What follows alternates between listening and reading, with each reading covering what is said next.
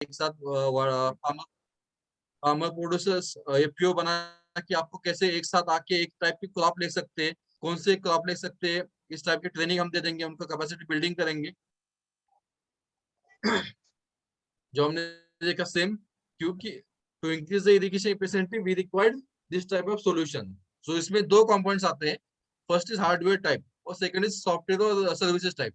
Hardware में क्या बोल सकते हैं, वाटर सोर्स है, प्लस उसको स्टोरेज के लिए क्या चाहिए, हेडवर्क चाहिए, पंप हाउस चाहिए, पाइपलाइन चाहिए, माइक्रो इरिगेशन नेटवर्क चाहिए, पंप चाहिए, ऑटोमेशन चाहिए, या फिर इलेक्ट्रिकल कनेक्शन चाहिए। इट्स ये जो उसको हम हार्डवेयर बोलते हैं। और सॉफ्टवेयर और सर्विस में क्या चाहिए, सर्वे चाहिए, उसका प्लानिंग, उसका डिजाइनिंग, उसका installation, after sales means installation के बाद उसको फार्मर्स को सर्विस, O&M सर्विस, ये जो उसको हम सॉफ्टवेयर और सर्विसेज बोलते हैं। तो ये दो मेजर कंपोनेंट्स है IIS के।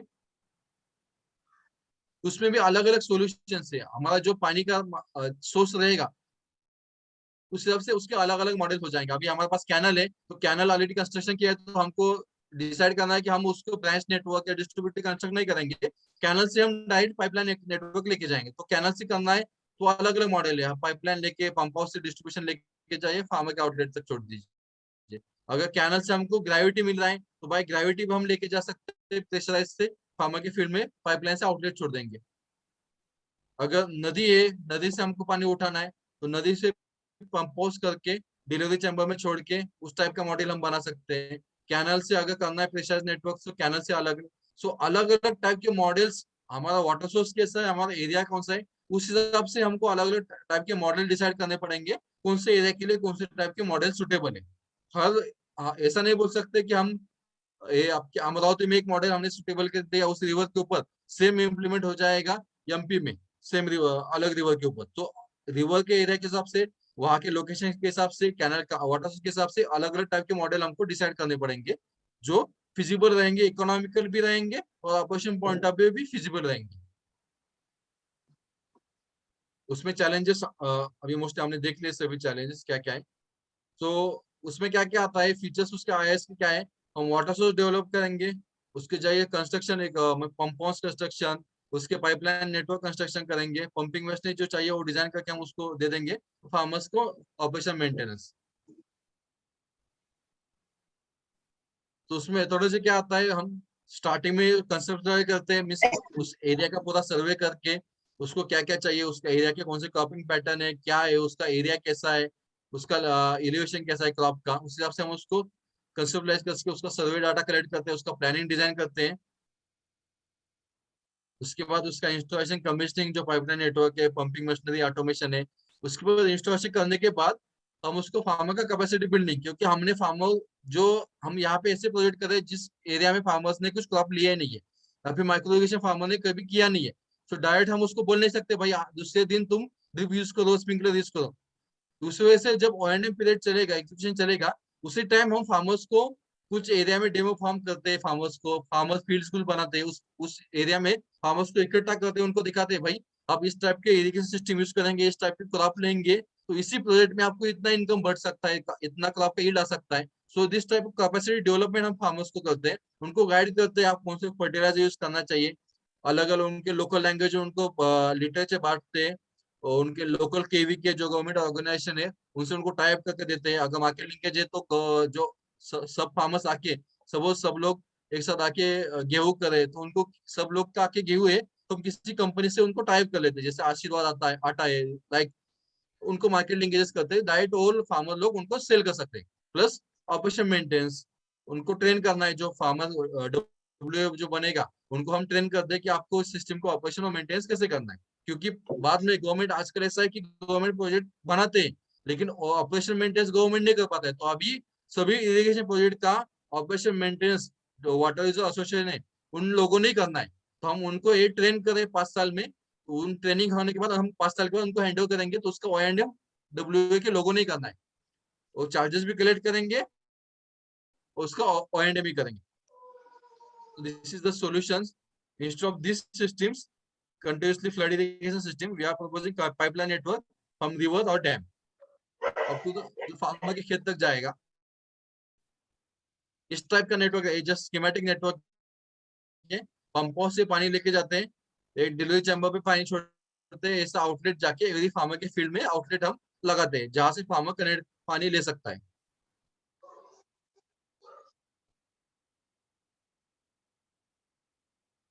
देखेंगे कैनल से हमने पानी उठा दिया, एक बार एक पंप चालू हो जाता है, पाइपलाइन से हम पानी उठा दिया, वो आगे की पंपिंग में जाएगा। अगर एरिया बहुत ही नीचे है, कुछ ऐसा रहता है कि नदी बहुत नीचे है और जो हमको पानी देना है बहुत ऊपर रहता है, तो वहां पे हमको नंबर ऑफ पंपिंग स्टेशन बहुत बढ़ाने पड़ते हैं। यहाँ पे देखेंगे एक दो तीन चार, चार पंपिंग सीरीज में हमने लगा दिए, तो एक पानी उठा के लेके जाएगा, वहां से उसको इरिगेशन के लिए 50,000 हेक्टेयर के लिए पानी दे रहा है पानी।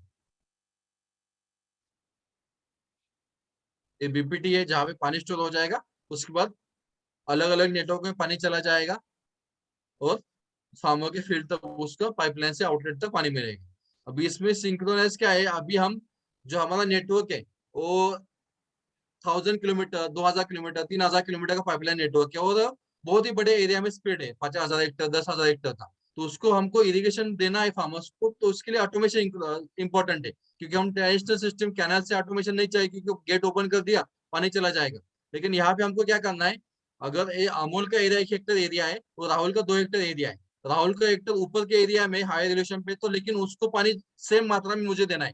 तो अगर एलिवेशन बड़ा है, ऊपर है, तो पाइपलाइन से हमने डायरेक्ट पानी छोड़ दिया, जो लोअर एरिया का पानी है फार्मर है, अमोल का एरिया नीचे है, तो उसको पानी ज्यादा चला जाएगा, राहुल को पानी नहीं मिलेगा। तो उस वजह से ये इक्विटेबल पानी मेंटेन करने के लिए, सभी फार्मर्स को समान मात्रा में पानी देने के लिए हमको उसके लिए ऑटोमेशन सिस्टम देते हैं हम, जो फार्मर को मोबाइल पे ऐसे में जाता है, भाई आपको इस टाइम पे पानी मिलने वाला है, इतना मात्रा में पानी मिलेगा, इस टाइम आप खेती कर सकते हैं या फिर खेत में जा सकते हैं आपका सिस्टम कनेक्ट करने के लिए। तो उस टाइप का सिस्टम हम डेवलप करते हैं, जब पूरे फार्मर के खेत में जो आउटलेट लगा है वो भी पूरे ऑटोमेशन से ओपन हो जाता है, अप टू पंप से, पंप भी चालू हो जाएंगे ऑटोमेशन से अप टू आउटलेट लेवल तक। जैसे हम देख रहे हैं यहाँ से पानी आ रहा है और यहाँ पे रिमोट मैनेजमेंट सिस्टम हम प्रपोज करते हैं 300 हेक्टेयर पे, क्योंकि आजकल डब्ल्यूए बना रहे हैं लोग, जो नया गाइडलाइंस है उस हिसाब से 300 हेक्टेयर के लिए एक वाटर यूजर एसोसिएशन बनाना है जो पाइपलाइन के प्रोजेक्ट से। तो अगर उसके लिए 300 हेक्टेयर पे बनाते हैं, तो उसके लिए हमको एक कंट्रोल देना पड़ेगा, भाई आपको 300 हेक्टेयर का डब्ल्यू है, तो आपने कितना पानी लिया। तो उसके लिए हम वहाँ पे एक ऐसा वॉल देते हैं ऑटोमेशन सिस्टम का, तो वहाँ पे उसको फ्लो पानी कितना जा रहा है, कितना प्रेशर है, उसको मेजर करके देता है डब्ल्यू के लोगों को। प्लस अगर उसके वॉल के नीचे अगर कुछ लीकेज भी हो गया, अगर 300 हेक्टेयर के नीचे लीकेज हो गया है, तो पूरा 10,000 हेक्टेयर का प्रोजेक्ट बंद करने की नेसेसरी नहीं है। अभी कैनाल में हम क्या देखते हैं, कैनाल का लीकेज हो गया है यहाँ पे कहीं पे, तो हमको पूरा स्टार्ट से कैनाल का गेट बंद करना पड़ता है। तो इस वजह से हमने ये प्रपोज करते हैं मोस्टली 300 हेक्टेयर पे अगर लीकेज होता है इमीडिएटली, तो इमीडिएटली ऑटोमेटिकली वो वॉल बंद होना चाहिए, बाकी का एरिया चलता रहेगा, बस वही 300 हेक्टेयर बंद हो जाएगा जहाँ पे हम मेंटेनेंस कर पाएंगे बाद में। उसको हम रिमोट मैनेजमेंट सिस्टम बोलते हैं, जो हम 300 हेक्टेयर पे लगाते हैं। तो 300 हेक्टेयर पे लगाने के बाद 300 हेक्टेयर का एरिया वो कंट्रोल करता है, जो डब्ल्यू ए के अंडर उसको हैंडल करेंगे। 300 हेक्टेयर का एरिया मीन WA नंबर 1, इस टाइप का हम वॉल देते हैं उसको। अभी आप देखेंगे इस टाइप के वॉल्स, तो 300 हेक्टेयर का कंट्रोल है, तो इमीडिएटली अगर जैसा वहां पे फ्लो मेजर करता है कितना पानी जा रहा है, कितना प्रेशर जा रहा है, अगर प्रेशर कम होगा तो वो ओपन नहीं होगा, प्रेशर ज्यादा होगा तो प्रेशर कम करेगा, फ्लो ज्यादा जा रहा है तो वो भी फ्लो कम करेगा। इस टाइप के सिस्टम हमको देना पड़ेंगे पाइप डिस्ट्रीब्यूशन नेटवर्क में, नहीं तो हम सभी फार्मर्स को इक्विटेबल पानी नहीं दे पाएंगे, एक को कम एक को ज्यादा दे पाएंगे।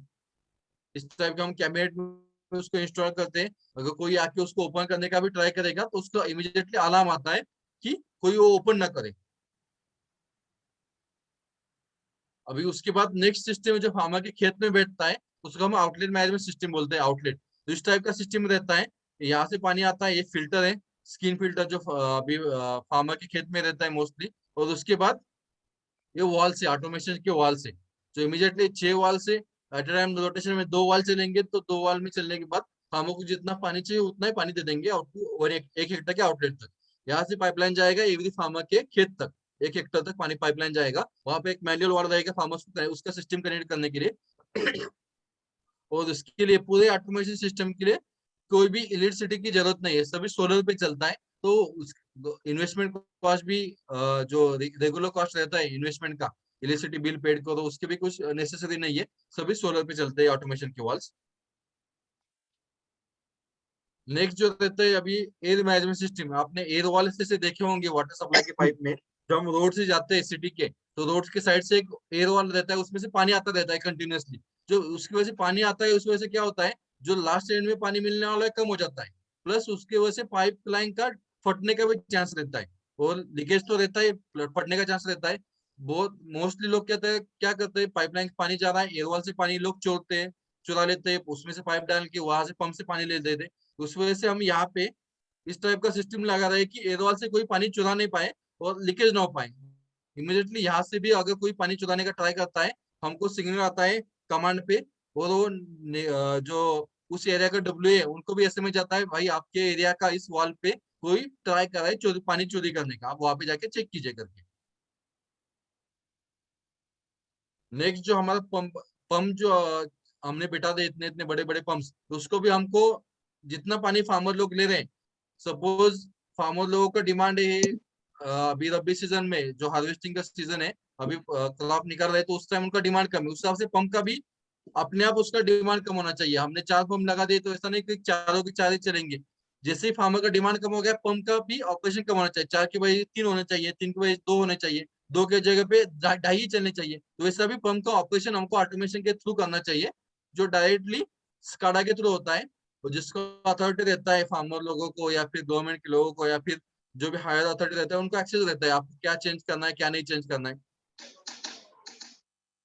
तो उसके लिए जो नेटवर्क चाहिए पूरे कमांड में, अभी हम चेक करते हैं कि मोस्टली फार्मर के खेत जो रहते हैं इंटीरियर रहते हैं, वहां पे मोबाइल नेटवर्क नहीं रहता है, कुछ नहीं रहता है, वहां पे ऑटोमेशन सिस्टम देना है तो कैसे दे देंगे। तो वहां पे मोबाइल नेटवर्क नहीं है, तो वहां पे हम यूज करते हैं रेडियो नेटवर्क, क्योंकि रेडियो नेटवर्क का फ्रीक्वेंसी ऑल ओवर वर्ल्ड में कहीं पे भी मिलता है, और जो इंडिया का जो फ्रीक्वेंसी है वही यूज करते हैं हम मोस्टली, सभी के रिकमेंड करते हैं सभी प्रोजेक्ट में, सभी गवर्नमेंट को हम लोग, क्योंकि सेम फ्रीक्वेंसी आप यूज कीजिए तो पूरे काम में आपको ऑटोमेशन के लिए फ्रीक्वेंसी मिल जाएगा, कम्युनिकेशन हो जाएगा, आपको अलग सिम कार्ड डालने की जरूरत नहीं है, उसके लिए पैसा डालने की जरूरत नहीं है। रेडियो फ्रीक्वेंसी से आप पूरा ऑटोमेशन सिस्टम कनेक्ट कर सकते हैं। तो इस टाइप के हम टावर बनाते हैं पूरे कमांड में, जो रेडियो फ्रीक्वेंसी से पूरे जो हमने वॉल लगाया ऑटोमेशन के वॉल में फार्मर के खेत में, उसको कनेक्ट करते हैं, और वो डाटा ट्रांसमिट करते हैं मेन सर्वर को, वहां से सिस्टम ऑपरेट हो जाता है। प्लस अभी हम देखेंगे पूरा भी प्रोजेक्ट है, हम लोग प्रपोज करें कि फार्मर लोग ड्रिप या स्प्रिंकलर यूज करें। अगर फार्मर लोग ड्रिप और स्प्रिंकलर यूज करेंगे, हम डायरेक्ट पंप करेंगे पानी रिवर से या फिर कैनल से, तो उसमें से जो गंदगी आती है, कचरा आता है, पूरा पाइपलाइन क्लॉग करेगा, उसकी आउटलेट क्लॉग करेगी, उसके बाद फार्मर का ड्रिप इरिगेशन सिस्टम क्लॉग करेगा।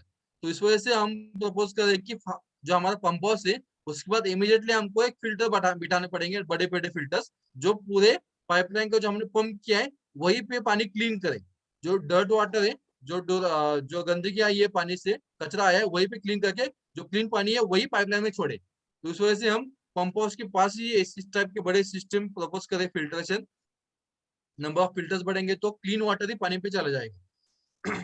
अभी हम लोग क्या सोचते हैं कि ड्रिंकिंग वाटर के लिए फिल्टर चाहिए, तो लेकिन हम इरिगेशन के लिए इतना महत्व नहीं दे रहे कि ड्रिंक इरिगेशन के लिए भी हमको क्लीन वाटर चाहिए, क्योंकि हम उसमें उसके नीचे माइक्रो इरिगेशन सिस्टम यूज करें, अगर हम क्लीन वाटर पास नहीं करेंगे तो फार्मर का सिस्टम क्लॉग हो जाएगा, उसका इन्वेस्टमेंट बढ़ेगा बाद में। तो उस वजह से हम इस टाइप के सिस्टम प्रपोज करते हैं कि आप अलग अलग टाइप के फिल्ट्रेशन बिठाइए, जैसे हमने पहले देखा कि पंपास के पास बैठेगा इस टाइप का दूसरा फिल्टर है, और जो फार्मर का आउटलेट है वहां पे इस टाइप के फिल्टर बैठेंगे। तो दो दो टाइप की फिल्टर दे दिए हमने, प्रपोज करे, जो फार्मर को क्लीन पानी उसके फील्ड तक दे देगा। इस वजह से फार्मर को उसका अलग खर्चा करने की जरूरत नहीं है कि ड्रिप लगाना है तो अलग फिल्टर लगाओ, तो ऑलरेडी प्रोजेक्ट में फिल्टर लगा के आते हैं, तो फार्मर को उसको डायरेक्ट सिस्टम उसको कनेक्ट करना है। अभी हमने जैसा देखा कि अलग अलग टाइप के प्रोजेक्ट हम प्लान करें, स्काडा ऑटोमेशन की चलेंगे, तो उस टाइप के स्क्रीन बनते हैं, हम लोग बनाते हैं, जिसका एक्सेस रहेगा, मीन अमोल का एक्सेस है पूरा प्रोजेक्ट चेंज करने का, राहुल को उतना एक्सेस रहेगा, राहुल का एक्सेस रहेगा भाई उसी जोन का काम करो, तो उसी जोन का राहुल का एक्सेस रहेगा, उसी जोन का राहुल देख पाएगा, उसी जोन का राहुल कुछ चेंज कर पाएगा। तो इस टाइप के हम ऑटोमेशन स्क्रीन बना के देते हैं, तो जहाँ पे हमको पता चलता है कि पंप हाउस में पानी कितना है, कितने पंप चल रहे हैं, कितना पैसे से चल रहा है। प्लस उसमें अभी पंप पंप हमने बना दिया, तो पंप के पास इलेक्ट्रिकल सबस्टेशन भी बनता है, ट्रांसमिशन लाइन भी बनते हैं। हम आपने देखा होगा कि फार्मर के बहुत ही पंप रहते हैं वो जल जाते हैं, क्योंकि इलेक्ट्रिकल फ्लक्चुएशन ज्यादा हो जाता है, लेकिन ऐसे बजट प्रोजेक्ट में हम उसको अफोर्ड नहीं कर पाएंगे, सो इससे हम इलेक्ट्रिकल पैरामीटर्स भी चेक करते हैं ऑटोमेशन के थ्रू, कितना वोल्टेज आ रहा है, कितना आ रहा है, कितना फ्लक्चुएशन हो रहा है, और भी हम SCADA के थ्रू मेंटेन करते हैं, तो उस हिसाब से फिल्ट्रेशन पंप चलाते हैं। तो इस टाइप के पूरे पंप्स इलेक्ट्रिकल हम मेंटेन करते हैं, पैरामीटर्स, अलग अलग रिपोर्ट्स, कौन से फार्मर ने कितने पानी ले लिया उस टाइप की रिपोर्ट्स हम बनाते हैं। कौन से वॉल में कितना पानी लिया, कब पानी लिया, कितने टाइम में पानी लिया, सपोज हमने रिवर से पानी उठा रहे तो उसमें कितना लेवल था वो भी हम उसको डे वाइज हम उसको मॉनिटर कर सकते हैं। पंप कितने घंटे चला, हमको पता है कि आप इलेक्ट्रिसिटी बिल आने वाला है, तो इलेक्ट्रिसिटी बिल का हम टैली कर सकते हैं। हमारे पंप इतने घंटे चले इतने दिन में, तो हमारा इतना इलेक्ट्रिसिटी बिल आ सकता है। इतने घंटे चले, क्या चले, उसका टेम्परेचर क्या हो रहा है, उस अलग टाइप के रिपोर्ट्स हम बनाते हैं। अब इस टाइप के फार्मर के आउटलेट के जो वॉल से वो यहाँ पे हम बनाते हैं, उसका स्क्रीन दिख रहे हैं आपको, एक ग्रीन है, मीन्स यहाँ पे फिल्टर का क्लीनिंग करने की नेसेसिटी नहीं है। अगर क्लीनिंग का नेसेसिटी हो जाएगा तो यहाँ पे ग्रेड हो जाएगा, फार्मर को कैसे आ जाएगा, आपकी फील्ड का फिल्टर आपको क्लीन करना है।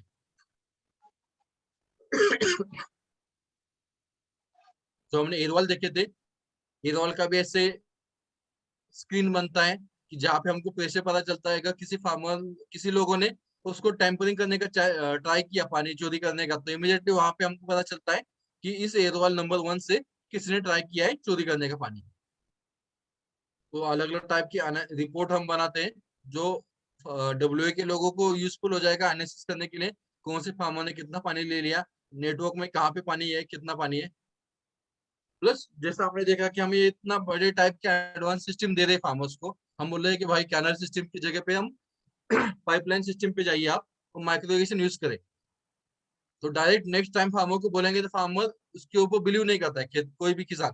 तो उसके लिए हम उसका पूरा इंटेंसिव ट्रेनिंग लेते हैं, क्लासरूम ट्रेनिंग, फील्ड ट्रेनिंग, उसके घर घर में जाके, उनके विलेज में जाके अलग अलग टाइप के ट्रेनिंग देते हैं। क्या प्रोजेक्ट, किस टाइप का प्रोजेक्ट से आपको कहाँ से पानी मिलने वाला है, प्रोजेक्ट में क्या क्या कॉम्पोनेंट्स है, आपको कैसे इकट्ठा के पानी का यूज करना है, आप कौन से क्रॉप ले सकते हैं इस पानी में, आपको कौन से मार्केट लिंकेजेस हम करा के दे देंगे। इस टाइप के हम अलग अलग ट्रेनिंग लेते हैं फार्मर्स को। तो विलेज में, उनके गांव में जाके, कई कई भी फार्मर्स इस सीजन में दिन में मिलते नहीं, तो उस सीजन में हम उसके नाइट में जाके फार्मर्स को उनके गाँव में जाके बताते हैं। उसके लिए हम अलग अलग वीडियो बनाते हैं, अगर फार्मर्स सुनते नहीं तो उनको वीडियो के बारे में बताते हैं, व्हाट्सएप ग्रुप पे वीडियो शेयर कर देते हैं फार्मर्स को, तो अवेयरनेस बढ़ेगा फार्मर्स को, उनका इन्वॉल्वमेंट ज्यादा हो जाएगा।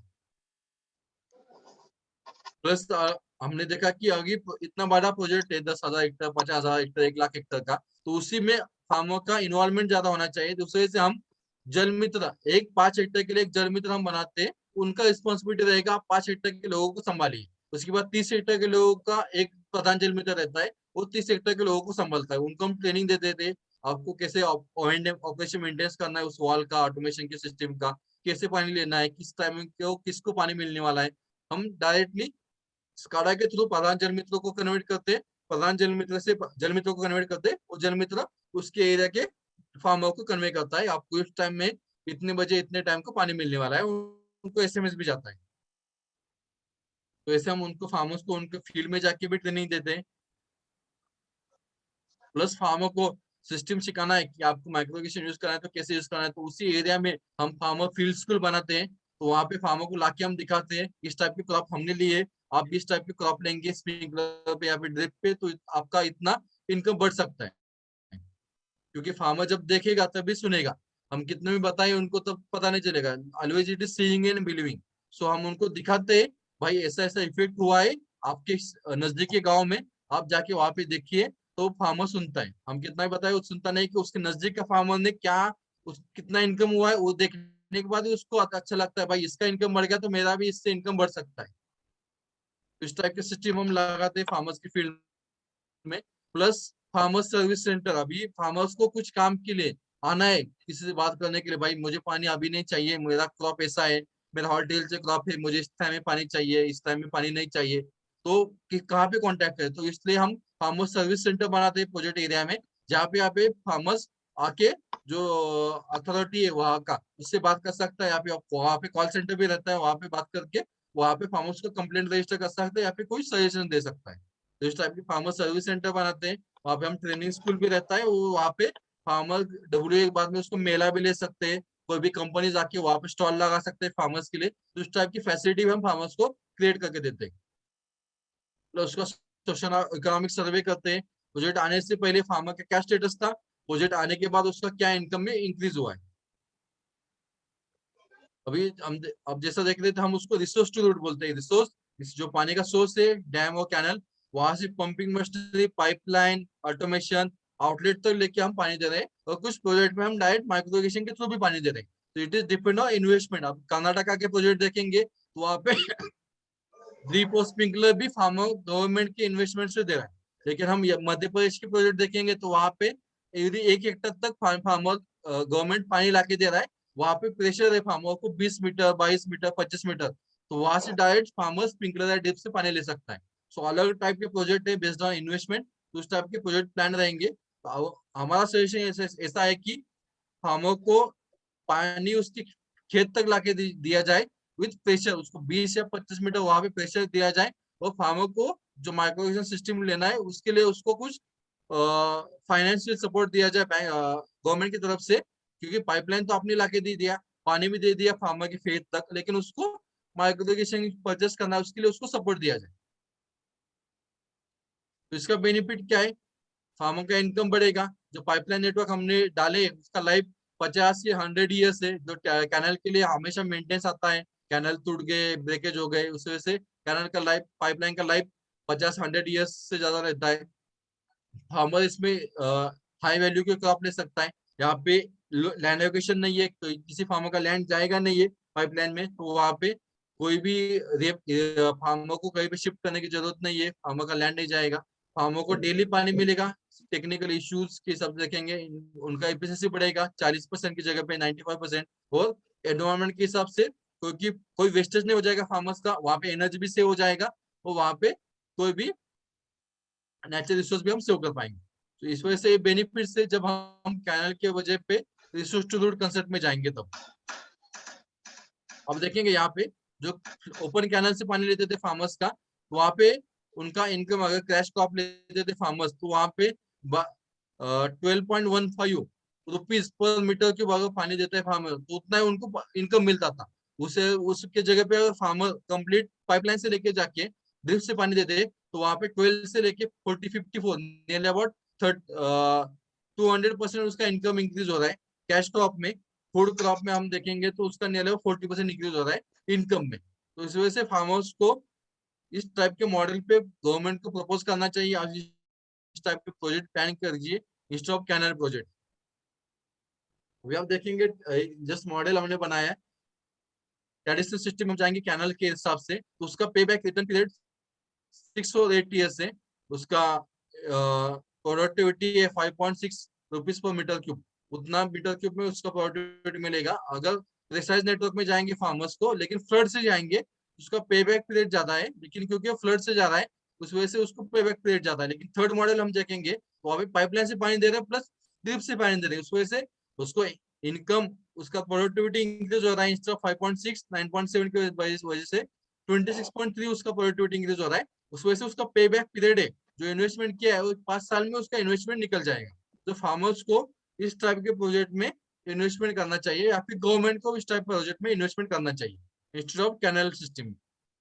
अभी जो राहुल ने जैसा बताया कि कुछ प्रोजेक्ट एप्लीकेशन में एग्जीमेंट है, तो आप कोई भी जाके गूगल पे, यूट्यूब पे सर्च कर सकता है, Mohanpura project document Hindi reader करके, तो वीडियो है। आपको उस प्रोजेक्ट का रियल कंडीशन पता चलेगा, फार्मर को क्या बेनिफिट हुआ है। प्लस जो रामतर प्रोजेक्ट था, ड्रिप इरिगेशन प्रोजेक्ट कर्नाटक में, उसका भी वीडियो यूट्यूब पे है, आप वो वीडियो देख सकते हैं। अभी गवर्नमेंट में क्यों इन्वेस्टमेंट करना चाहिए इस टाइप के प्रोजेक्ट में, क्योंकि उसका इफिशियंसी बढ़ेगा फार्मर्स का, इरिगेशन का एरिया इंक्रीज हो जाएगा। सेम पानी में आपको डबल पानी इरिगेशन का एरिया इंक्रीज कर पाएंगे, इलेक्ट्रिसिटी से हो जाएगा, फार्मर्स का एनर्जी से हो जाएगा, प्लस जीडीपी भी इंक्रीज हो जाएगा उस स्टेट का, उस या फिर उस कंट्री का। अभी हम बात करें कि आप बोल रहे हैं कि 10,000 हेक्टेयर का प्रोजेक्ट करो एक साथ, 50,000 का प्रोजेक्ट करो, तो आप इलेक्ट्रिसिटी ज्यादा हो जाएगा, इन्वेस्टमेंट ज्यादा हो जाएगा। तो ये जस्ट कंपेरिजन है। अगर 10,000 हेक्टेयर का एरिया है, उसमें हम बोलेंगे 2 हेक्टेयर का एक फार्मर है, 2 हेक्टेयर के फार्मर में 10,000 हेक्टेयर में 5,000 फार्मर हो गए। तो एवरी फार्मर ने भी उसके वेल ले लिया, उसका उसका खर्चा आ जाएगा। तो एवरी वेल पे उसको नियर अबाउट 5 HP का पंप चाहिए। तो 10,000 हेक्टेयर में अगर 2 हेक्टेयर का एक फार्मर भी है, तो 5,000 फार्मर ने 5 HP के पंप लगा दिए तो उसको 25,000 HP, उतना HP उसको लगाना पड़ेगा उस फील्ड में 10,000 हेक्टेयर में। उसकी जगह पे आके सभी फार्मर एक साथ आके अगर कम्युनिटी में पाइपलाइन करें प्रोजेक्ट में, तो वही 25 HP की जगह पे वो 5,000 HP में प्रोजेक्ट कर पाएगा। अलग अलग फार्मर की जगह पे सभी फार्मर्स, गवर्नमेंट सोचे कि 10,000 हेक्टेयर का एक प्रोजेक्ट करे तो 25,000 HP की जगह पे 5,000 HP में उसका इरिगेशन प्रोजेक्ट हो जाएगा। तो वहां पे हम देखेंगे 75% HP से हो रहा है, मीन्स इलेक्ट्रिसिटी से हो रहा है फार्मर्स को। सो इट गवर्नमेंट के लिए बेनिफिशियल है कि आप उस एरिया के इलेक्ट्रिसिटी नेटवर्क डेवलप करो, एवरी फार्मर के वेल तक उसको इलेक्ट्रिसिटी पहुंचाओ, पोल डाल के उसको अलग अलग पंप का सब्सिडी दो। उसकी जगह पे आप एक ऐसा ही प्रोजेक्ट प्लान करो पूरे 10,000 हेक्टेयर का, डायरेक्ट पंप करके आप फार्मर के खेत तक पानी दे दो विथ प्रेशराइज नेटवर्क का। फार्मर को क्यों इंटरेस्ट लेना चाहिए? क्योंकि उसका इनकम बढ़ेगा, उसका प्रोडक्टिविटी बढ़ेगा, उसको पानी मिलने वाला है, उसको पानी का अवेलेबिलिटी रहेगा, रिलायबल रहेगा, उसको रोटेशन फिक्स रहेगा, उसका इरिगेशन इंटेंसिटी बढ़ेगा, क्रॉप का इंटेंसिटी भी बढ़ पाएगा क्योंकि पानी है उसके पास, तो खरीफ का भी लेगा, रबी में भी देगा, और ज्यादा पानी है तो समर में भी उसको क्रॉप ले सकता है फार्मर्स का। जस्ट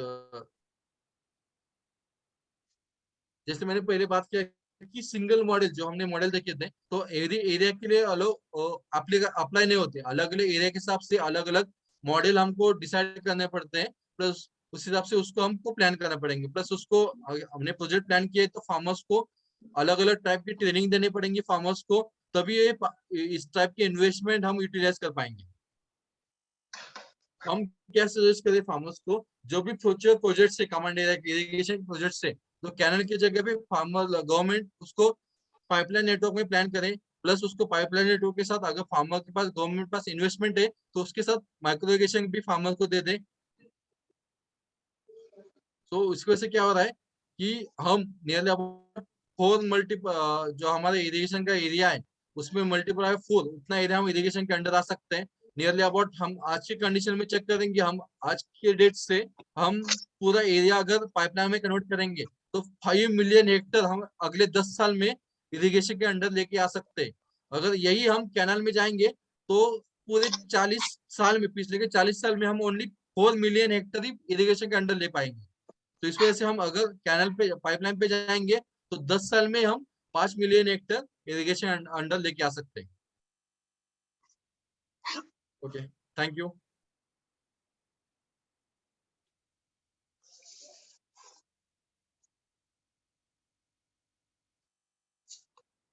किसी का कोई अगर डिस्कस करना है, क्या कोई क्वेश्चन है तो पूछिए प्लीज।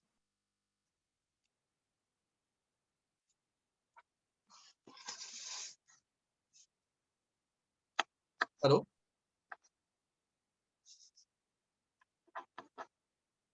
हेलो, आवाज आ रही? Thank you sir, thank you very much.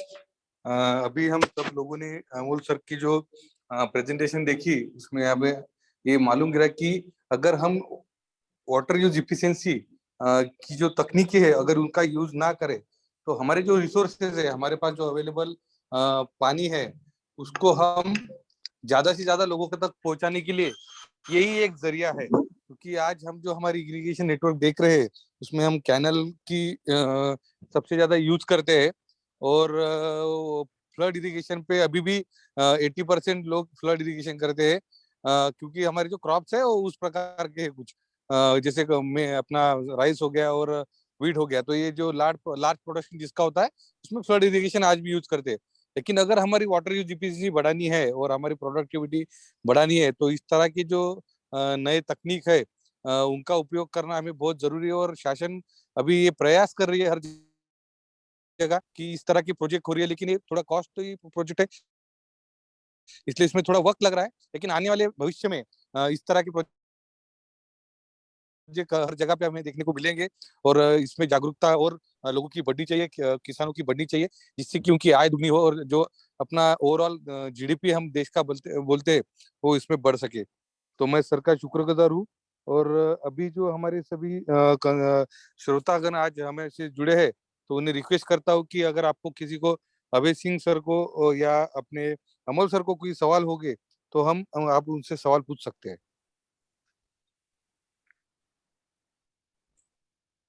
बहुत बहुत शुक्रिया सर।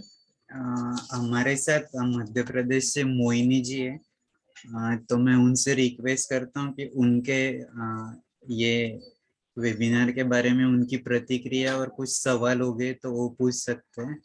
अजीत जी है, राजेंद्र पाटिल जी है, तो आप भी अपनी प्रतिक्रिया यहाँ पर दे सकते हैं, ऐसे मैं आपसे रिक्वेस्ट करता हूँ। मोहिनी जी।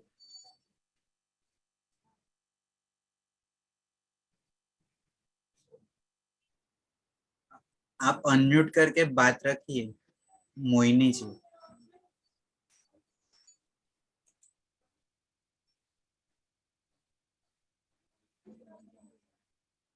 हेलो, आपकी आवाज नहीं आ रही है मैम।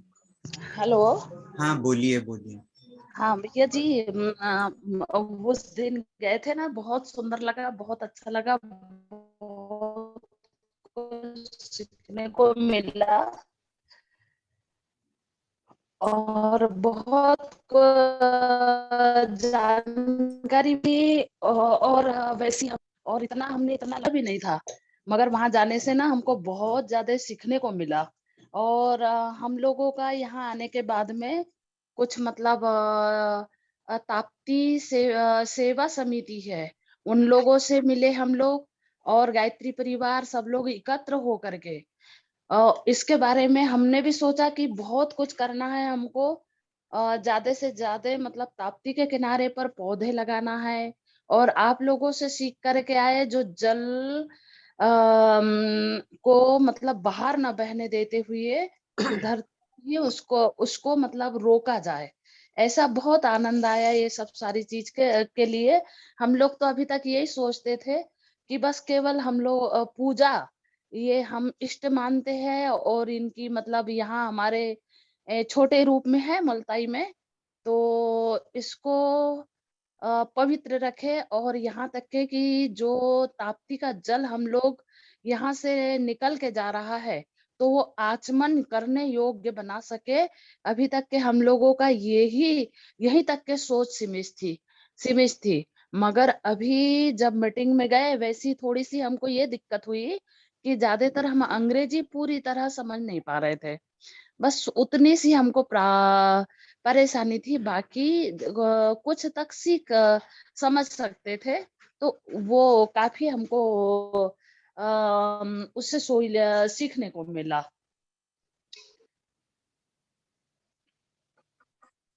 बहुत बहुत शुक्रिया। आज के जो दोनों वक्ता हैं उनके जो भी उन्होंने प्रेजेंटेशन हाँ हाँ दिया हाँ उसके हाँ बारे हाँ में आज कुछ बात रखी है। हाँ हाँ। तो नहीं, ये भी बहुत ही बढ़िया चीज थी आज की भी मतलब उन्होंने जैसे हमारे पशु जो जमीन में रहते हैं, उनके उनकी रक्षा के लिए भी हमें दायित्व सौंपा है, और जल के लिए भी कैसे क्या करना है, ये सब आप लोगों से मिल करके जो है, तो ये हम पहले वो कहते हैं ना कि मेंढक का जो ये कुएं का मेंढक होता है, हम लोग वो उस तरह की सोच थी हमारी कि हम जो कर रहे हैं ये हम बहुत कुछ कर रहे हैं, मगर आप लोगों के सामने जो है ये आप लोगों की उच्च स्तरीय सोच को देख करके हमें बहुत आनंद आ रहा है। और भगवान करे कि हम ऐसे ही आपसे प्रेरणा लेकर के और आगे बढ़ते रहे। बहुत बहुत शुक्रिया मैम। राजेंद्र जी, आप कुछ सवाल पूछना चाहते हो?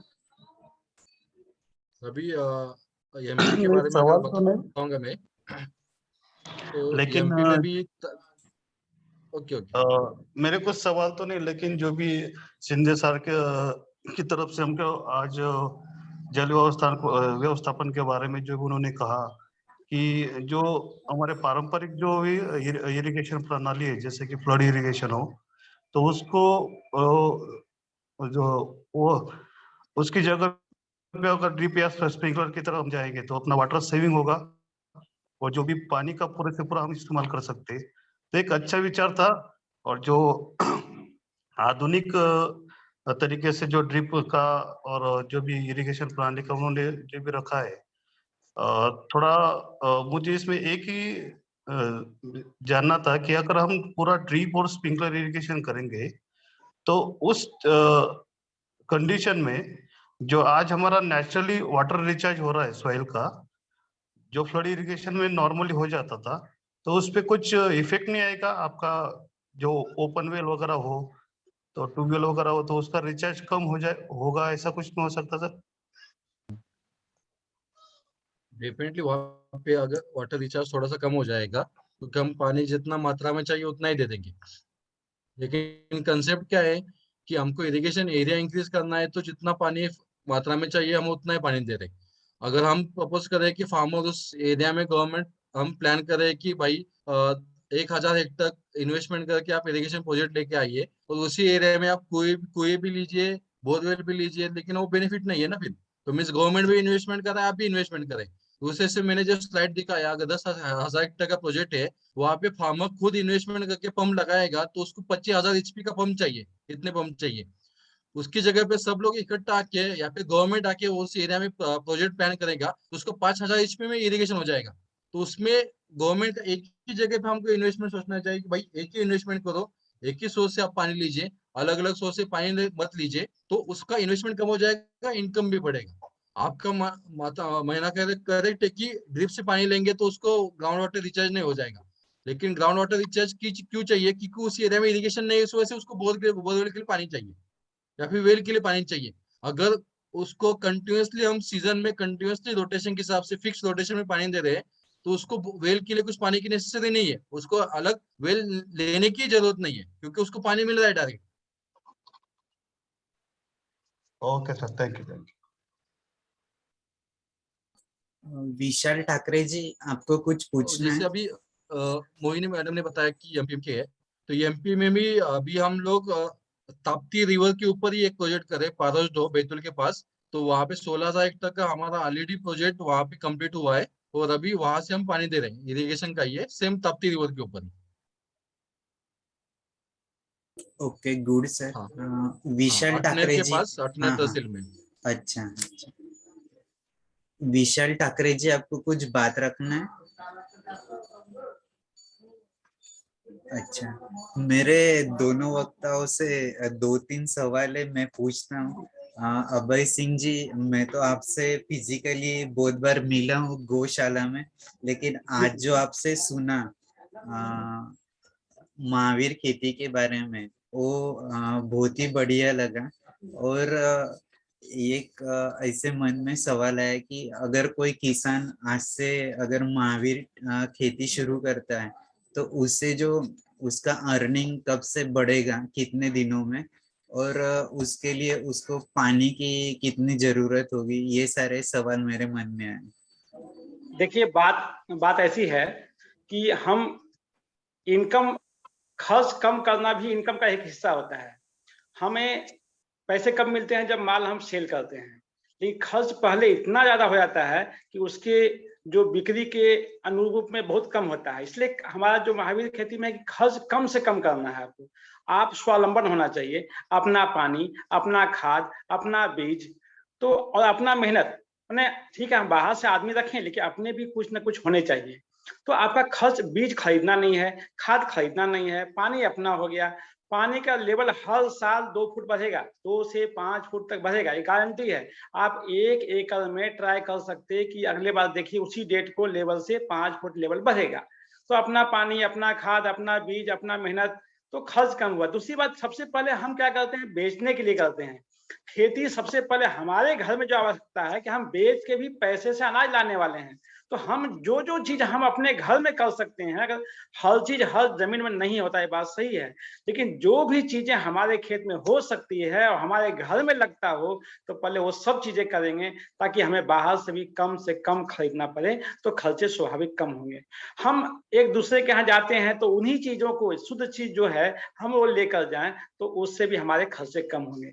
गो आधारित है तो घर में दूध हो गया, घर में दही हो गया, घर में घी हो गया, घर का बैल हो गया, घर का गाय हो गई, घर की खाद हो गई, घर की गौमूत्र से फवारनी हो गई। हम सेहत में, बीमारियों पर जो खर्च होता है वो 0 हो जाएगा हमारा जो, तो खर्च इतना कम हो जाएगा कि जो भी मिलेगा वो हमारे लिए एक इनकम का एक महास्रोत होगा।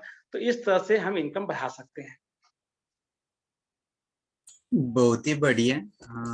और ये जो है मतलब जैसे वो वीडियो में जैसे आपने बताया कि हमें ज्यादातर जो भी इंस्ट्रूमेंट है फ्लोइंग का वगैरह उसकी जरूरत नहीं है, वो कंसेप्ट क्या है? नहीं, कंसेप्ट ऐसी है कि हम जमीन की जितनी जो एक्चुअल में इसके लिए नेचुरल प्राकृतिक जाना पड़ेगा। और जमीन की जब भी हम टॉप लेयर को ज्यादा जुताई करते हैं तो बरसात में जो पानी होता है टॉप लेयर को ही जाता है, हमारा जो हिस्सा है वो बह जाता है। इसलिए इतना ज्यादा जुताई करना, और जुताई करते भी हो तो बीच में नालियां दीजिए, जिससे कि नालियां, अब जो मिट्टी बहे तो हमारी नाली में रहे। जुताई करते हैं ठीक है, लेकिन हम नाली पूरा प्लेन जमीन बना देते हैं, तो जब बरसात होता है तो टॉप लेयर जो है जिसको इतना मेहनत तैयार किए हैं वो बाहर चला जाता है। बाहर कहाँ जाता है वो तो छोड़ दीजिए। तो हमें अगर जुताई करना है तो हम बीच में हर 4 फुट पर 3 फुट पर नाली बनाएं, जिससे कि वो जो भी टॉप लेयर है नालियों में ही जमा हो, हमारे खेत से बाहर नहीं जाए। जो पानी हो वो भी नाली में जमा हो। और जितना पानी होता है अलग अलग, अभी उन्होंने सिंधे साहब ने बताया था कि अलग अलग एरिया के अनुसार जो है चॉइस होता है। तो जहां पानी अधिक होता है नाली को ज्यादा गड्ढा करें, पानी कम होता है तो नाली कम बनाए, तो हमारा खेत में गिरने वाला पानी बाहर ना जाए, ये मूल सिद्धांत पर काम करना है। ओके, बहुत बहुत शुक्रिया। अमूल जी, आपसे एक सवाल था कि हाँ सर। ये जो इरिगेशन सिस्टम है अभी जो भी बहुत पुराने वाले कैनॉल्स है, तो वो कैनॉल के जगह ये सिस्टम अगर इम्प्लीमेंट करना होगा तो पर एकड़ खर्चा, या फिर वो एरिया में समझो 10 किलोमीटर से पानी लिफ्ट करके लाना है कैनॉल में, तो उसके लिए खर्चा, और ये ऐसे कोई गवर्नमेंट स्कीम है कि जिससे फार्मर्स को डायरेक्टली, जैसे आपने कहा कि कॉमनली उन्हें एक ही साथ पानी मिल सकता है, तो इसके लिए कितना खर्चा और कोई स्कीम में ऐसे कर सकते हैं क्या किसान? सर हाँ सर, अगर फार्मर लोगों के पास उसका वाटर लिफ्टिंग का परमिशन है उनके पास, तो सब लोग इकट्ठा आके वो कर सकते हैं, कोई इश्यू नहीं है। क्योंकि ऐसे ही बहुत सी स्कीम अभी पश्चिम महाराष्ट्र में सातारा, सांगली, कोल्हापुर उस एरिया के लोगों ने सब इकट्ठा आके उन्होंने बैंक से लोन लिया। उस बैंक से लोन लेके उन्होंने प्रोजेक्ट कर लिया। जो रिपेमेंट है वो डायरेक्ट बैंक को पेमेंट कर देते हैं। उन्होंने एक कंपनी को काम दे दिया, उस कंपनी को पेमेंट करते बैंक, उस वजह से उनका रिपेमेंट हो जाता है। लेकिन उसके लिए उनको वाटर लिफ्टिंग का परमिशन चाहिए। और कॉस्ट का देखेंगे तो अलग अलग एरिया के हिसाब से अलग अलग कॉस्ट थी। आपका कैनाल के हिसाब से आपका एरिया कहाँ पे है, क्या है। अगर सिर्फ पाइपलाइन का देखेंगे तो पाइपलाइन के हिसाब से, अगर बहुत लंबा पाइपलाइन है तो 1 या 1.5 लाख रुपए पर 1 टका का खर्चा आता है। उसके साथ उसको अगर ड्रिप भी कनेक्ट करना है फार्मर्स लोगों को, वो खर्चा पड़ेगा फिर से। आपका एरिया कौन सा है, कौन से एरिया से आपको पानी उठाना है, उसके ऊपर आपका कॉस्ट डिपेंड है। ओके, क्योंकि मैंने जो फील्ड विजिट किए हमारे एरिया में, तो बहुत सारे जो कैनल सिस्टम है वो अभी उसका स्ट्रक्चर ही बिगड़ गया है, मतलब वो काम नहीं कर रहे। Correct ma'am.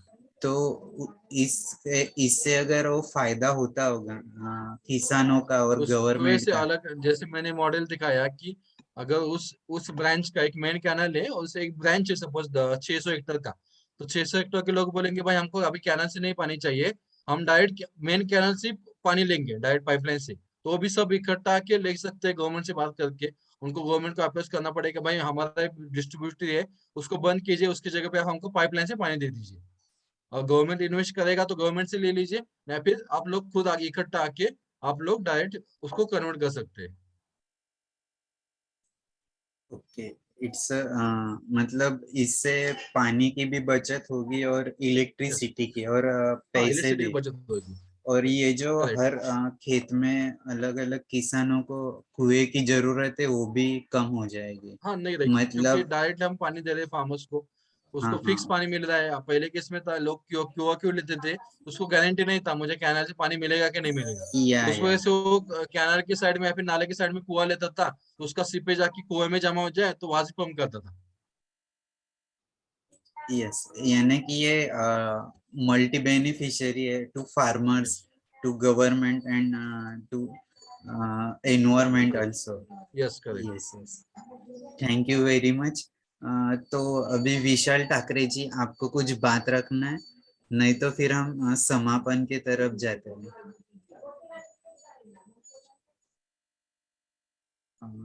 चलेगा। तो मैं आप सभी महानुभावों को एक बार बहुत धन्यवाद देना चाहता हूँ।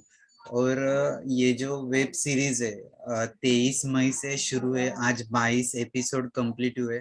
ये कंटिन्यूअस प्रोसेस है। हर महीने के दूसरे और चौथे रविवार को हम जो भी है यहाँ पर इकट्ठा होते हैं। और ऐसे कहा जाता है कि ये सत्संग है, और सत्संग में ज्यादा लोग नहीं आते, लेकिन जो आते हैं वो बहुत ही दर्दी होते। गर्दी नहीं रहती, लेकिन दर्दी बहुत रहते, और यहाँ पर सीखने के लिए आते आप जैसे महानुभावों से। तो ये बात रखकर मैं ये कहना चाहता हूँ कि डॉक्टर राजेंद्र सिंह जी जो हमारे मेंटर है, और उनके टीम के मेंबर विनोद बोधनकर सर, नरेंद्र चुग sir, doctor Snehal Donde ma'am और बहुत सारे, तो इन्होंने ये वेब सीरीज जब से शुरू किया जून 2020 से, तो मेरा भाग्य रहा कि मैं सभी एक्सपर्ट को सुन पाया। और उनके साथ जब उन्होंने आओ नदी को जाने का ऑनलाइन संवाद यात्रा शुरू किया, 29 जिलों की यात्रा मैंने गया था बीच में। हाँ, तो मैं कह रहा था कि डॉक्टर राजेंद्र सिंह जी कहते हैं हर बार, जैसे अभी शिंदे सर ने और अभय सिंह सर ने बोला कि हर काम में 4 कैटेगरीज होनी चाहिए, जैसे संत, शासन, महाजन और समाज। तो जब ये चारों मिलकर काम होता है तो काम सस्टेनेबल होता है, ऐसे हमने उनसे सीखा है। तो आप दोनों जब बात रख रहे थे तो ये बात की बार बार हमें याद आ रही थी कि आप समाज के लिए भी काम कर रहे हो। और संत तो कहते कि जो भी आप जैसे साइंटिस्ट है जो बड़ा बड़ा काम करते हैं, तो ये सब संत। और महाजन यानी कि जो जैसे अभी कोई प्रोजेक्ट है तो उसके लिए CSR फंडिंग लगता है, तो जो भी डोनेशंस मिलते हैं वो महाजन लोग दे सकते हैं। और ये सब काम किसके लिए, तो समाज के लिए। तो ये सारी बातें हम आपसे आज सीखे, इसलिए आपको बहुत बहुत धन्यवाद देता हूँ। और ये बात रखने के बाद हम ये सत्संग की जो भी समापन है प्रार्थना से करते हैं। अगर अभय सिंह जी आप कोई प्रार्थना गा रहे हो या गीत गा रहे हो गौ माता का, तो हम उससे इसका समापन करते हैं। बहुत बहुत शुक्रिया एक बार सभी का। अब जाग उठे हैं हम, कुछ करके दिखा देंगे। अब जाग उठे हैं हम, कुछ करके दिखा देंगे। हे माँ तेरे चरणों में आकाश झुका देंगे। सदियों की गुलामी को हम सब ने भगाया है। सदियों की गुलामी को हम सब ने भगाया है। भारत के लुटेरों को, भारत के लुटेरों को भारत से भगा देंगे। आंसू न बहा माता, मोती न लुटा माता, हम तेरे पसीने पे खून अपना बहा देंगे। हम तेरे सीमा पे तन अपना गवा देंगे। हे माँ तेरे चरणों में आकाश झुका देंगे। हे माँ तेरे चरणों में आकाश झुका देंगे। नमस्कार। बहुत बढ़िया। हम सभी अभी फिर से नेक्स्ट संडे मिलते हैं, और आप जैसे महानुभाव जो हमें आपसे सीखने को मिलता है, तो ये कंटिन्यू रहेगा सेशन ऐसे। और तापी माँ की सेवा में हम लगे हैं, तो तापी माँ को हम अच्छी तरह से कैसे ठीक कर सकते हैं, तो इसकी कोशिश जारी रहेगी। अगर कोई बात रखना चाहता है तो बात रखिए, फिर हम रुकते हैं।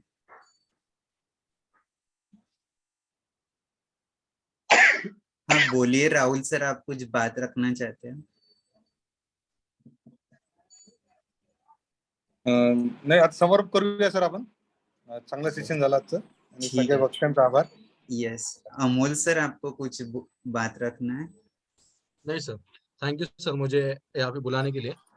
मोस्टली राहुल मुझे 1-1.5 महीने से बोल रहा था लेकिन मुझे टाइम नहीं मिल रहा था. Yes thank you Rahul. Yes, और आपका बहुत कीमती समय देने के लिए मैं हमारे पूरे कोर टीम के तरफ से आपका आभारी हूँ और हम यहाँ पर Thank you. रुकते हैं. Thank you very much. Thank you. नमस्कार.